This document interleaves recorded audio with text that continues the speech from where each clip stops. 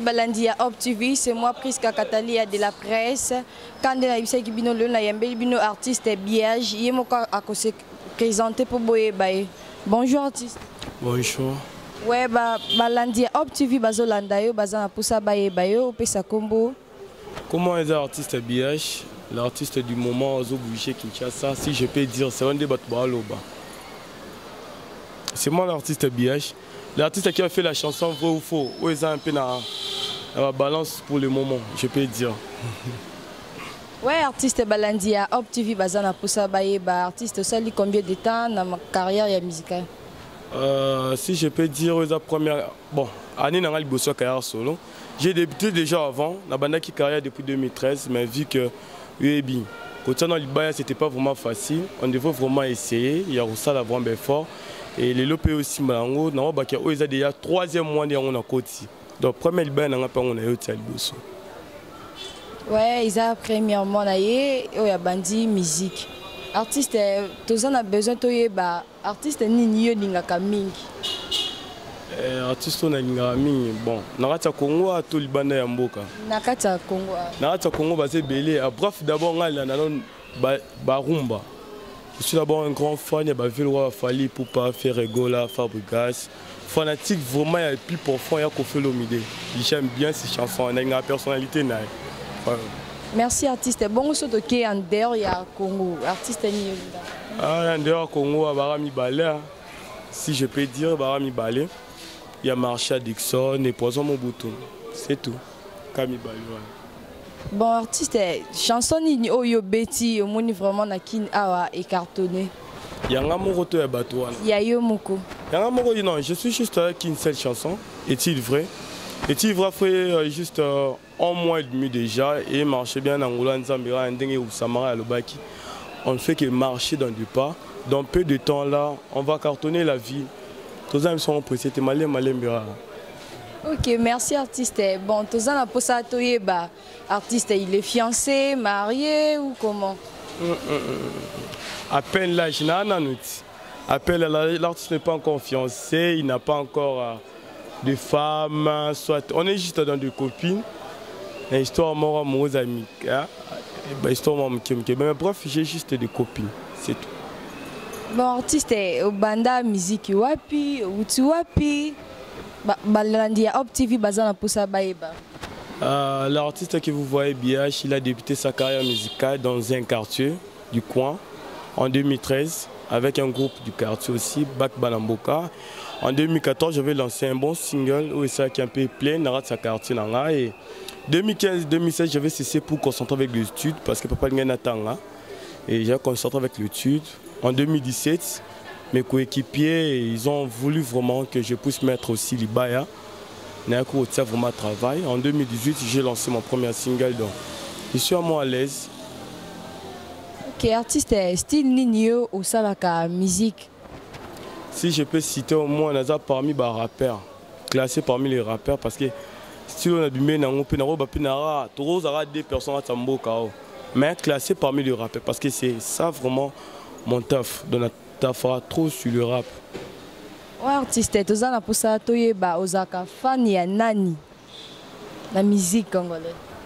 Musique on a autour le bango fanatique vraiment ma kila na ba V, c'est Kofi Olomide.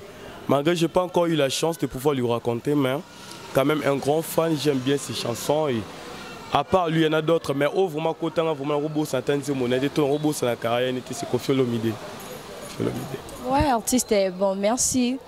Tous en pour ça, voix na yo rapaka, aussi la musique, ils voix ya kobotama ou bien, bon, il y a kaka, yé na après ok, aussi musique. Du début déjà de ma carrière, je bossais avec une très belle voix. Je suis fier de cette voix-là parce que quand il y a un courant, il y a un bâti.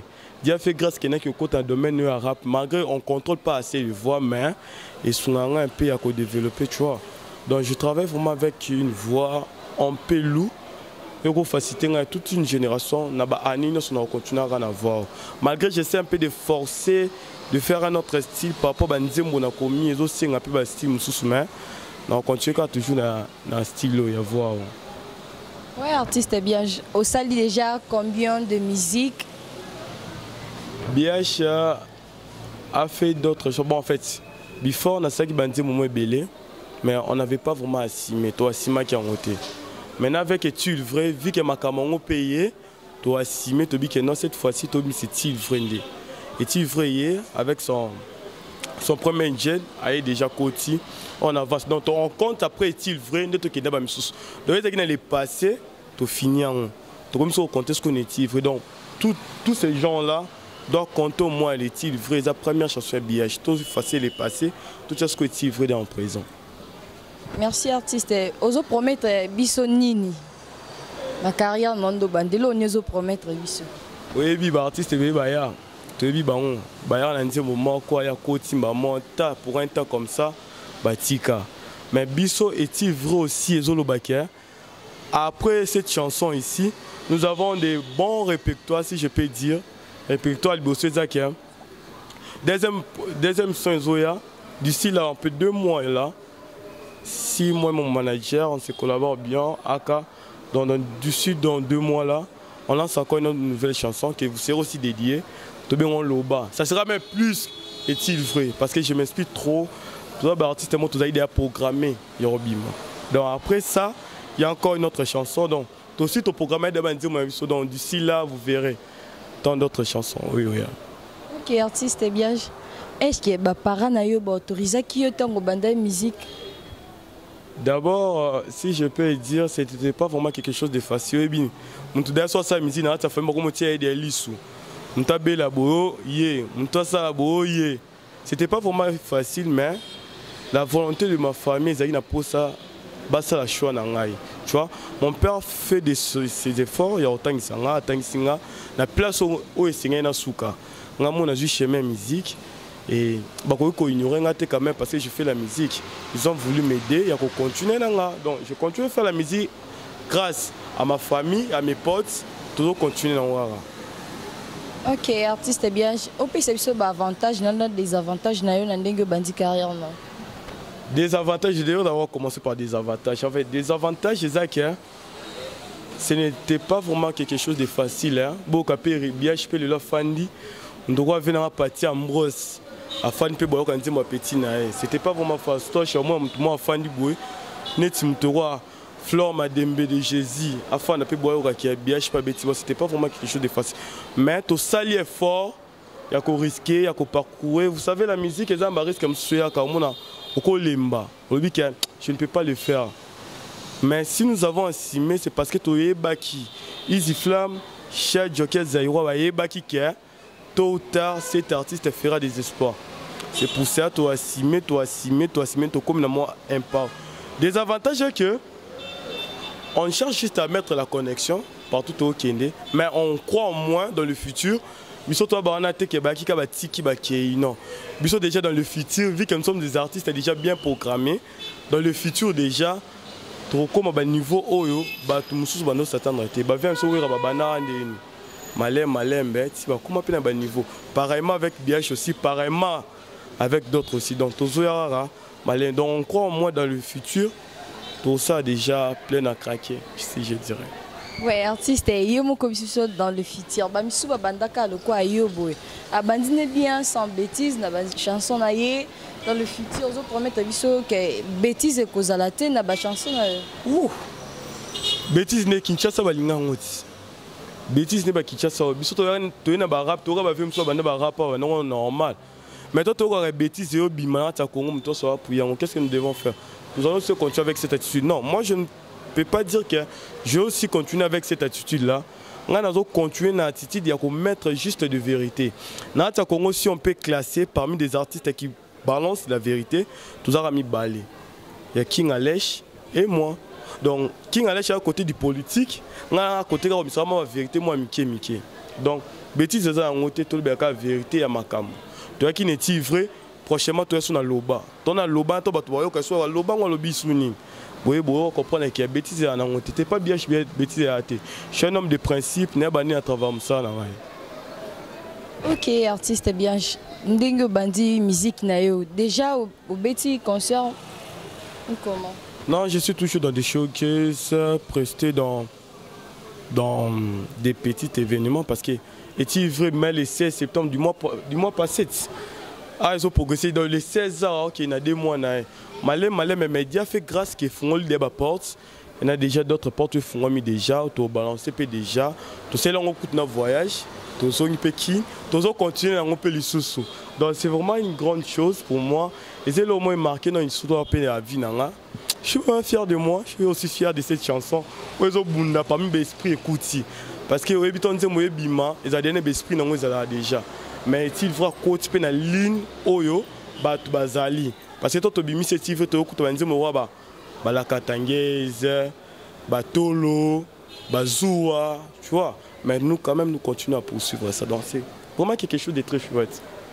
OK, artiste Biage, ceux qui le babandi kotanga na ba jeune leader ya mboka Congo bakoki po kotanga artiste Biage. Pourquoi pas? Oh, pourquoi pas? On ne peut pas citer Biage. Mais Biage a besoin d'attitude pour dire que moi je vais finir comme les autres. Non. Biage a besoin d'attitude pour augmenter juste. Donc, au ezanga qui pas bawana, soit au bawana no sala, Biage a yé na oya mukia sanini. Ah bah c'est donc yalo quoi batike biso espace mamboui. Habiter espace en ngoti. Mundam to ya sanini atonga partie. Est-ce que bisanga batike espace na vraiment na tongate. Je dois me construire. Donc, parmi et le bête papa Botingabi, toi tu n'es pas mon bièche, mais tu es mon gène premier. Donc, moi je senti que je suis un bièche, mais mon père a déjà signé pour dire que je suis un jeune premier. C'est déjà un pas. Je ne suis pas un jeune leader, mais un jeune premier. Moi, mon enfant abandonné, mais petit à petit, a fait quoi? Et bien, tu abandonné, on le comme un barman. On soit mécanicien, on soit vendeur, on a louvois. Mais bièche a tenu cette challenge à continuer. Ça veut dire que dans les prochains jours, tu es jeune premier déjà, bima déjà, tu es ceux qui sont leader, des kings, c'est un peu ça, on avance vraiment, on avance déjà dans l'union. Ok, artiste, ndenge bimina vraiment paye ça un sentiment ya ça la rap. On appelle ça un sentiment d'abord dans le bas, on vraiment côté un sentiment ça. Je traîne d'abord avec un vieux que je ne peux pas aussi saluer parce que mais c'est un vieux qui m'a vraiment aidé de pouvoir avancer avec un groupe aussi de jeunes. Mais si en 2017, si on a un niveau, il y avait Damou Manero, si je peux dire. Damou Manero, c'est un vieux que Nayo Carabien, Nabitake bien, on a toujours un grand fan. Il y a aussi Poison Mobutu, vraiment, on va passer mon espoir. Il y a qu'on m'attend sur scène, aussi de prester, il y a qu'on concentrer. Mais je concentre au moins. Je concentre na yesko na titi na rythme na nga moronde siko. Rythme na nango ata bango moko wana pe baoza étonnant et le bête marché addiction. Donc ata bango mo baoza étonnant okaki petit mini logo bonde ni il est qui d'abord, tu vois? Et si vous misinte moment et mille roi tonto ba elo mo ba tubano s'attendre nango te pe na retard. Mais toi tu as misi loba mo to se comprend que les jeunes ici à son étude dans zone génération yana simalanga pe. Et pour votre information, dans Brazza déjà il y a un jeune qui a remixé la chanson Tivre. Ça veut dire que les autres qui ont des malem donc biage a un rythme n'a pas continuer peut battre bon bima na biage. C'est un peu ça. Merci artiste. Karando lobi o lingate ba jeune o boya na sima na o lingate ba ça la musique o bino bossa la lelo po bino lelo bo komikaka. La chanson a mieux ceux qui botangi bêtise té bolobi bêtise té. Est-ce que vraiment au lingaba au boye Simono Basalango bien comment? J'étais d'abord éduqué dans ma famille. Je me conduis mieux avec mes potes qui sont bien éduqués, bien placés. Donc je ne peux pas faire quelque chose de cause à qui on ne peut pas on peut boire qui non. On a lancé d'abord la première chose c'est que biso to ça la musique volontairement to ça la peto tiapé libaya. Mais bino bato média to comprendre est-ce que bino c'est ça le bif avec vous.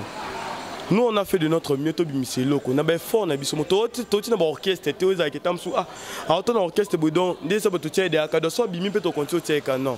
Biso to bato moto ba kunoli biso maman to tani na ba fort na biso mo.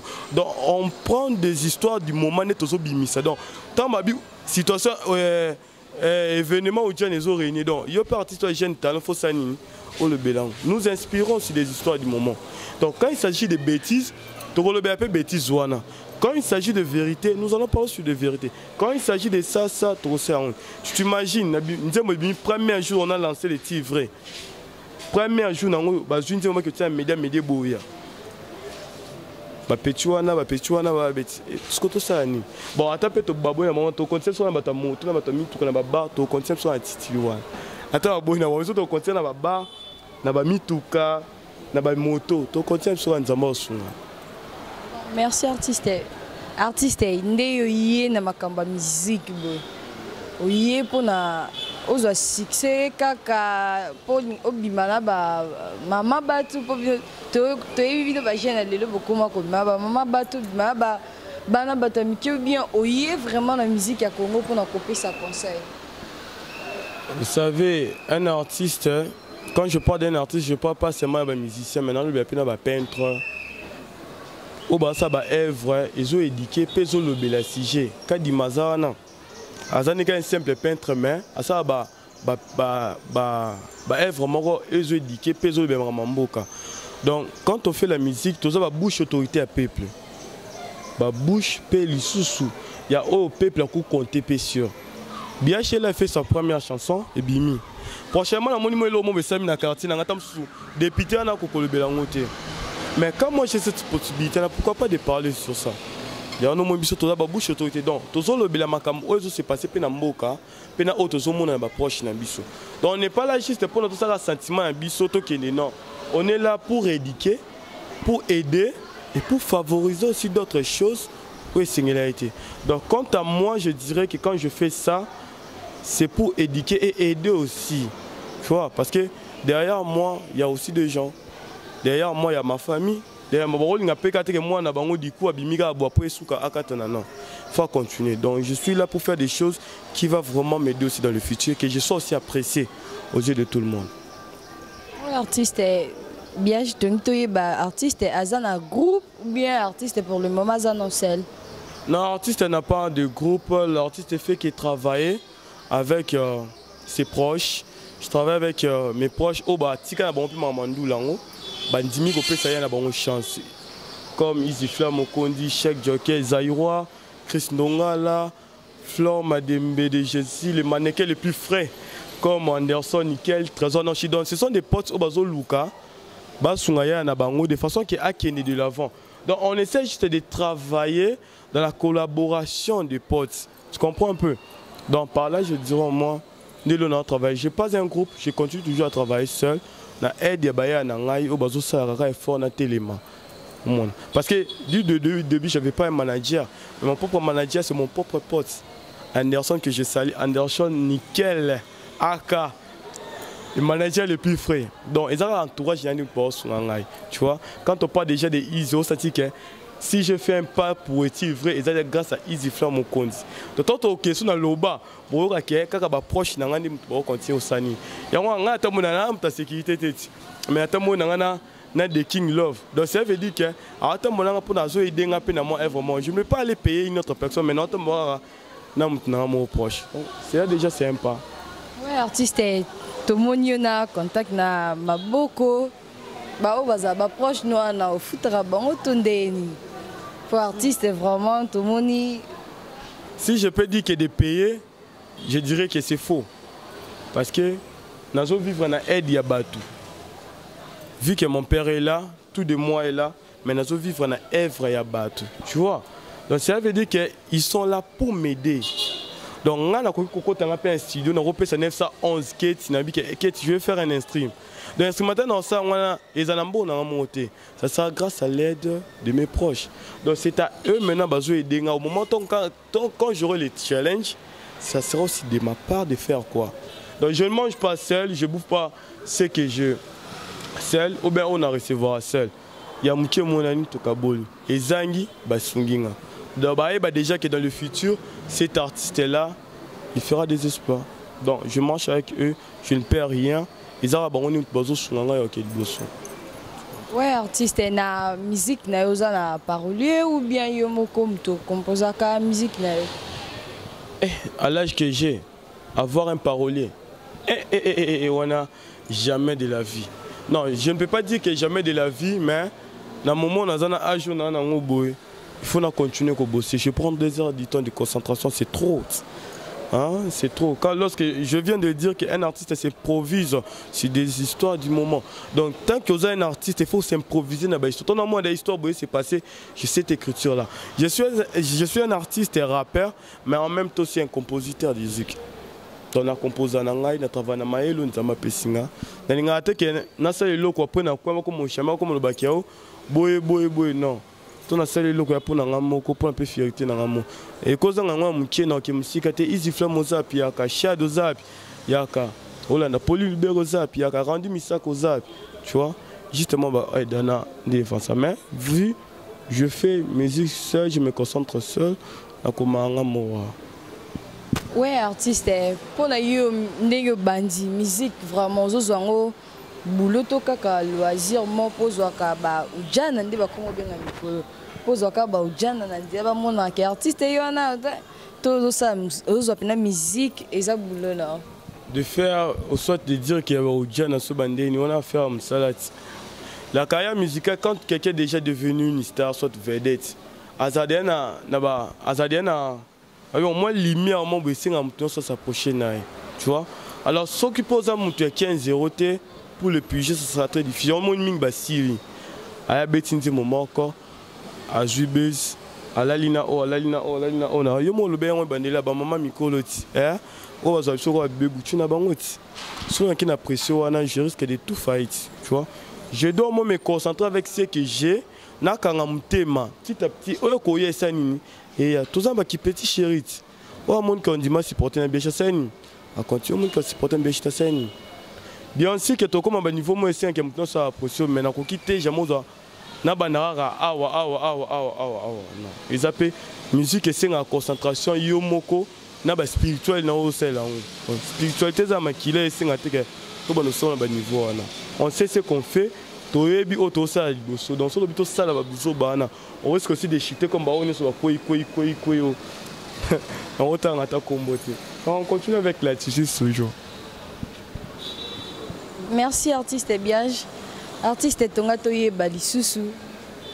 Est-ce que Gaz Fabulous na Gaz Mawete baza vraiment ba jeune leader oh ya lelo bakota. Mais on peut dire oui, si je peux dire oui. Parce que ce sont des jeunes, moi je dirais même que on a kuti bango. Tu vois, on a kuti bango déjà. Et na koki ko ça ignorance de vie par rapport à bandian aussi non. Ce sont des jeunes qui ont a kuti. Tout d'abord, chapeau na baon balé. Bana père matete, il peut bana njila. Félicitations. Dernièrement, dans la commune, moi, il m'y star rebelle, c'est déjà mieux. Baza artiste, on a quoi surnommé bangoté, mais mon temps t'as mis yebi personne azali. Tout comme père, bako benga na bima avant na ya mtabenga des kings. Mais Robert des kings, papa na nazu trophée on a été. Brança on a zu on a été. Bango pe baza ba niveau na bango babi qui peut se souker. Donc, ce sont des jeunes à féliciter. Je suis fier peut-être en Lobakia. Naza parmi P na sima na bango parce que minute dans toute limite toi na sima donc so ba compter pe boy ne rêve na ngeza que le peut ba compter pe billage donc c'est des jeunes qui fait vraiment la fierté au boss vous compter faut ba jeune leader que je salue aussi Inosbi donc ce sont des jeunes qui fait vraiment la fierté de notre génération donc génération déjà dans le prochain jour. Donc on va lancer déjà de bonnes choses. Donc je suis fier d'eux. Je suis vraiment fier d'eux. Ouais, merci artiste Biage. Ce qui est le manager naïo a proposé ça la featuring. Exemple quoi na Gaz Mawete. Ça là ou bien comme. Nako ça là, non ça na Gaz Mawete. Mais non le bango biso toi génération moi photo ya te le quoi ba vivre dans des bayaka. Des fois na bango là na biso pété quand même. Parce que ba viwana basala ba bilo mo ça qui est il ba miso ba kufana ba ranki na mitema.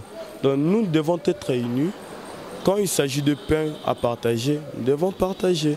S'il s'agit que mon manager Anderson Nickel l'a dit que non, voilà, j'ai négocié avec tel artiste pour qu'on fasse un feat, j'irai. Hier même, tout ça qui est en collaboration avec l'artiste Mobopéana. Du coup pour faire un featuring. Écoutez pas manager, n'a pas la permission. Donc au moment où je suis, je ne peux pas faire avec ma Pécalicolo, non. Quand il s'agit d'un featuring avec un grand, je le ferai. Quand il s'agit de faire un featuring avec un petit, je le ferai. Mais il y aura aussi des niveaux et matin. Petit à petit, on continue à avancer. Petit à petit, niveau paiement. Attends, niveau de il faut faire quoi? Et carton aussi, bleu à Mickey. Le temps, comme un peu niveau, on est singanini. Toi, accroché. Fallait ton long quartier, t'as comme pour ça. Mais tu as fait mais j'ai 30. Bâti, moi, bon. Et le nôtre, on a un niveau, mais ça, niveau, moi, fallait quoi, les mamans, fallait featuring n'a pas été. Tu vois, niveau matériel, un peu bon. Donc, quand on est encore en bas, on devrait encore continuer à collaborer avec les autres. Donc, il y a un peu malin. Mais si ça permet au moins. Merci artiste. Bon artiste et là nangana le artiste oh bozo bima mikolo comme boya ba o déjà bazalaka ba o déjà ba vibra. Ce qui est vraiment yomoko na yomoko ozana vraiment besoin ya kosala featuring na Gaz Fabulous ou bien Gaz Mawete oko kende kosenga bango ou bien comment? Ça, je ne peux jamais le faire. Biash, c'est un artiste programmé. Un artiste, moi, bien programmé. Donc, on a maté le roi Bao, non. Je suis un artiste bien programmé, bien indiqué par son père spirituel, Itokalekou suprême. Donc, on n'a jamais raconté le featuring ou était amitié. Non. S'il s'agit, soit s'il faut notre carrière à la place Naza, on lité PKK. Donc, la place sur Naza, on contient aux anges. Je ne suis pas pressé, j'envie personne. Je continue toujours avec mon attitude et aucun d'eux verra au bien proposer de faire featuring avec. Je t'ai dit là, j'ai une première innocent. Mais je ne rêve pas d'aller dire que j'ai une idée, tu vois. Mon il faut tout ça featuring, non. Il faut tout Canadien solo, tout Canadien niveau tout Kende. Non, voilà. Ah, il y a un moto n'est pas en bien. Ah, tu as un peu c'est pas la moto, tu vois. Nos gars d'esprit là fera qui en sortent. S'il s'agit de faire un featuring entre nous, na minute on me donne ça manager n'a jamais reçu un featuring comme ça non bon manager là bon maison de production dans le bani. Donc quand il s'agit d'un featuring et c'est la maison de production ton manager n'est pas que négocier d'aller pas m'abonner ça attaque tout partage avec à onde attaque tout le ba mec bien chango ti attaque sky en auto drink on m'attaquer pour ça featuring là je ne ferai pas donc on y a kanali ya kananga na continue Osiris nanga donc par là, vraiment, ouais, vraiment, bossana. Hein? Tout beau, ça va mettre pas dans le bac. Bien sûr, c'est la future. Je le ferai pas. S'il faut, ça peut me faire en côté. Je le ferai pas. Non, continuer. Je suis sûr de ce que je fais. Je sais que dans les prochains jours, dans peu de temps, pour nous libérer le bac, on peut savoir une année, mais une année, on peut quitter le bac à 2 mois, pas mal, tout simbi. Donc, dans peu de temps là, avant déjà une année, dans ma famille, dans ma famille, ma fanatique, n'a pas pu boire. Tu comprends? Tu continues à bon. Un acteur, maître suprême. Aux autres artistes biage. Ah bon, ma featuring. Pourquoi mais biage? Tu sais, l'autre fois, tu as carré, tout ça, moi, bon, passé juste un bon temps. J'ai vu l'entrée d'un artiste à côté qui, bon, malgré on s'est serré la même main, il y avait vraiment une guerre d'esprit. Tu vois? Faire un featuring, c'est bien bon de faire un featuring. Bah, featuring, nous soupez là, on peut tout le en vérité. Là, on peut. Tu peux faire featuring et c'est une là. On cherche de forcer quelque chose qui ne va pas résister. Non, parce que, maman, bien featuring comme un dans la biache. Non? Biache est mieux placé, mieux classé. Donc, s'il s'agit de faire un featuring, je le ferai et je ne vise pas vraiment de faire featuring seulement ici à Kinshasa, non. Je vise même dans le voyage, je passe dans l'outil. Je fais d'autres négociations. S'il s'agissait de faire un featuring, mais j'ai laissé le temps et comme à un niveau. Je suis un artiste qui est patient, qui vit avec son attitude, son rythme. Donc, continuer rythme, mais continuer. À ta maman, tout ça, mon featuring, mais ça va bien enquêter. Ah, j'ai un leader pas avec bien, je ne sais pas d'abord, il faut tout ça peut featuring. C'est déjà un pas. Ah, sauf s'il faut ça, featuring, il faut ça, il vu que ça n'a pas hygiène. Le poids qui était comme la bimisa, il y a un foule traîner derrière lui. Ah, c'est moi qui a fait que. Non. S'il faut ça, featuring, déjà là, bon, c'est pas vraiment une annonce, mais c'est quelque chose qui se prétend déjà. Et Zoya, featuring avec Marsha Dixon. Donc, c'est un vieux que j'ai kiffé bien, que j'ai compté mieux. Namorone na Senji. Ok, voilà, c'est ce qu'on a compté parce qu'il y en a certains d'autres gens qui ont mis un marché de sortie. Mais bisonné baotoye baka bazuka beta banze mo beta caricature na etikani ngamo na yebe etant que Kofi Olomide ya mboka na papa sanini c'est un featuring. Holanda. Na ba jeune leader à lelo na ba jeune bazo ma lelo toyebi. Hein? Toyebi. parce que biso moto zana beta poana to ki bimi boy ozu au fini nan to beta bomba siffler o ki bimi be ba ko bima bimi na boy bosane featuring zone ko tomber ne maman yangwana après keketo ko boss tout cas artiste est nos favoris. Non, si je ferais des featuring, non, ça qu'on a on a ça featuring na bateau baye banité que de faire featuring avec des jeunes au bazar ko comme ani bien chez moi si manangai je suis pas dans le cas. OK, merci artiste Biage. Balandia Op TV baza besoin baye ba idole na yun na musique ezana. Before je travaillais sur Caris, j'ai envisagé vraiment de travailler dans ici à Caris. Boki ka eti vrai boyoka loba bokoyoka basi balingaka bongo boyoka basi pembe mais surtout continue à répertoire bien chiboka bandi musuza plus choquant et s'espérer sur Caris. Du moment on a bimi na dimina zota comme mon idole c'est Caris, maintenant bimasko na les rythmes na moko. Tu vois? Un artiste moi zo bima na rythme na bimisa pe bana. Le battle le cours suprême. Yo il faut ça la loko ke bat ba na simana yo. Par là, sur une mobimi, ok Caris, à ta soloté. Mais moi-même, du plus profond, je sais que mon idole, c'est Caris. Si à Kinshasa aussi, Naroba Kenazo s'inspirer, soit na travail à cas, je suis un rythme de quelqu'un, je travaille sur Damon Manero. Mais pour le moment, on a vraiment senti que mon travail, c'était difficile pour les gens. Oui, qui Damon Manero, qui Caris, c'est à passe. Mais mon idole, c'est Caris, on s'inspire vraiment bien au travail. Si Dieu fait grâce, que tu bimis à Banamboka, parce que là, musique n'a rien raté tout ce qu'on a à Congo. Non.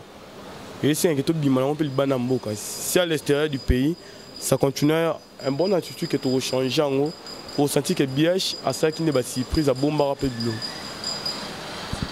Merci beaucoup artiste Biage.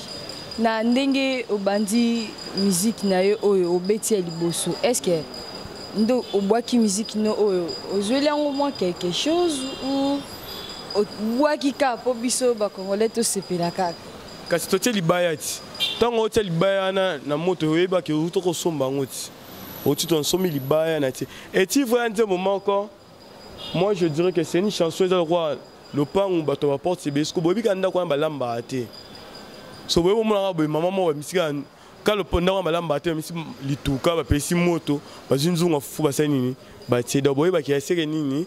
Voilà, un enfant abandonné, un enfant ignoré qui ne s'attendait même pas qu'un jour.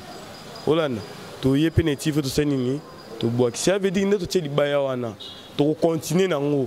Donc, tu es dans la main, tu vois, l'objet, tu as maman tembe, l'objet, tu as fumbois, l'objet, petit à petit, tu continues, tu as bonne année, tu as tabessé, et qui 2019, déjà, j'ai promis un de te relier. Dans 2019, on va s'il faut qu'on lance déjà dans PCDA, nous avons prévenir déjà.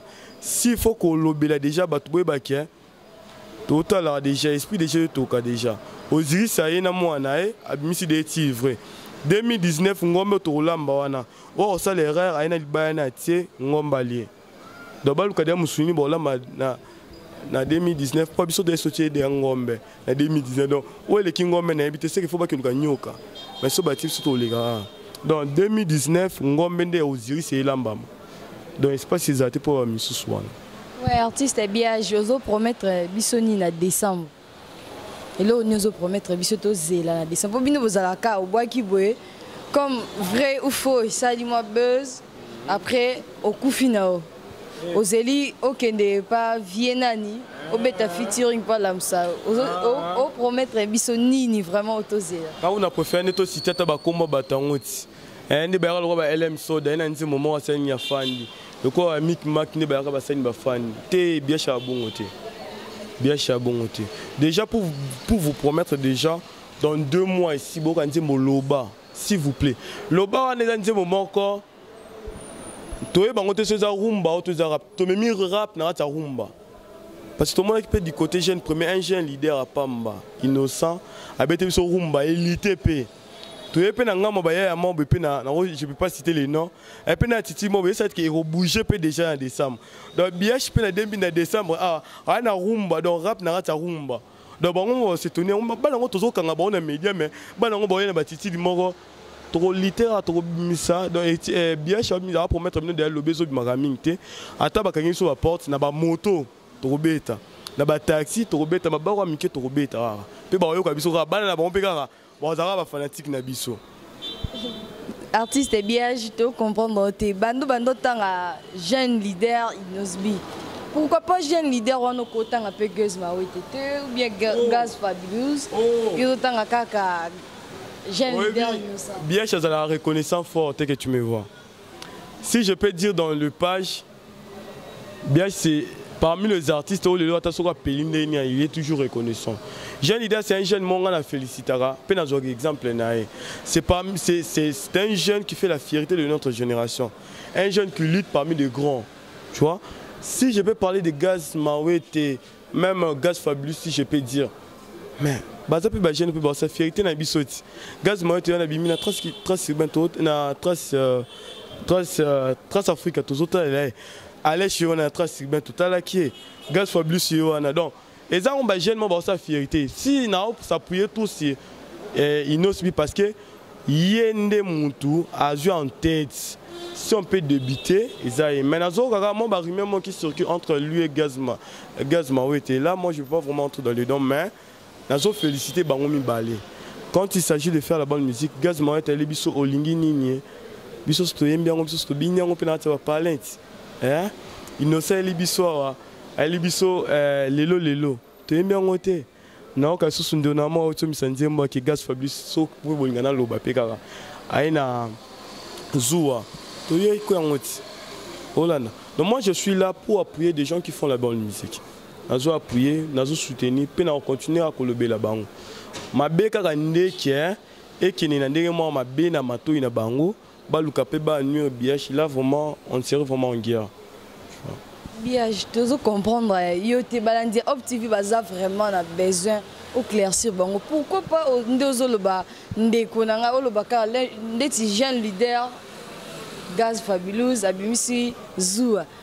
Mais vous êtes un jeune leader Inosbi. Quand on a le beat, mais jeune leader, on a compté. Moi je dirais, si on a compté, il a lutté, il a lutté Pola, il a lutté Eloko, il a lutté Lenyambongo. C'est un top modèle.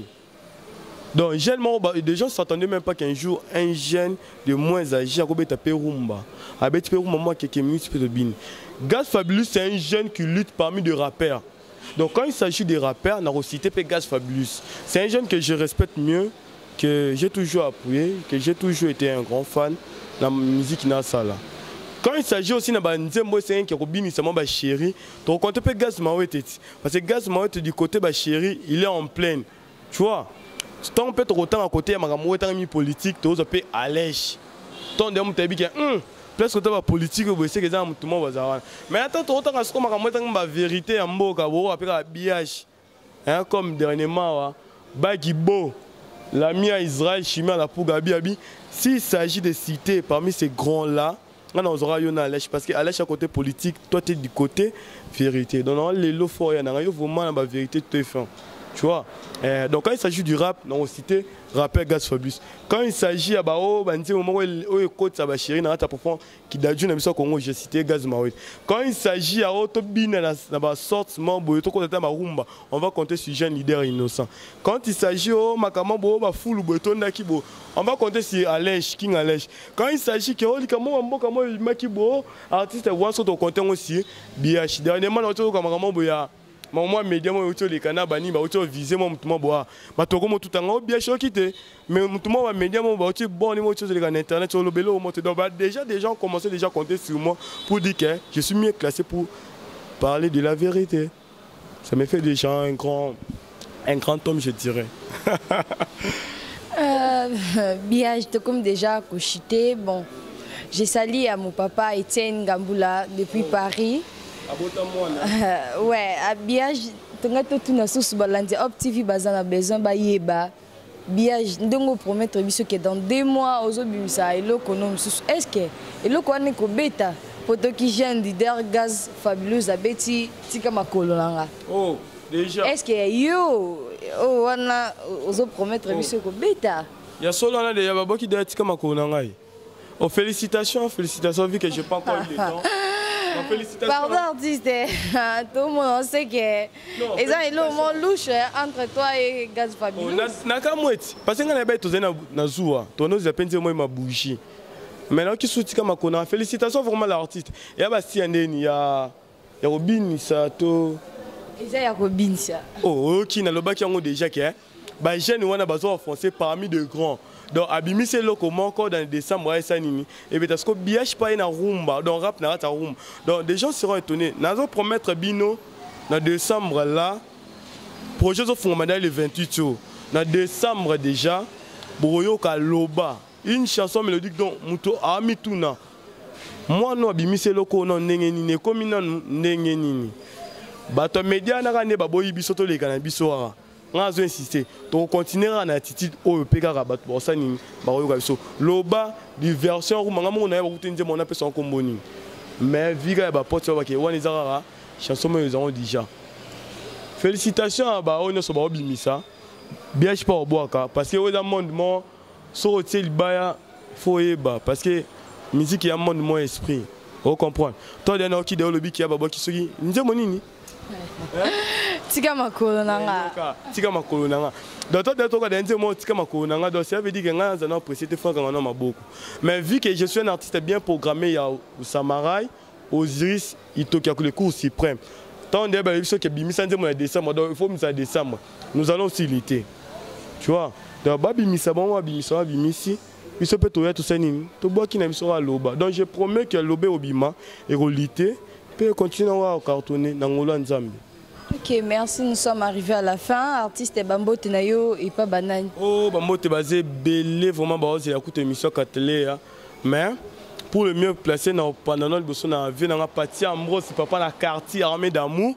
Sans oublier mon vieux comment il s'appelle encore Jésus Noël Cheke.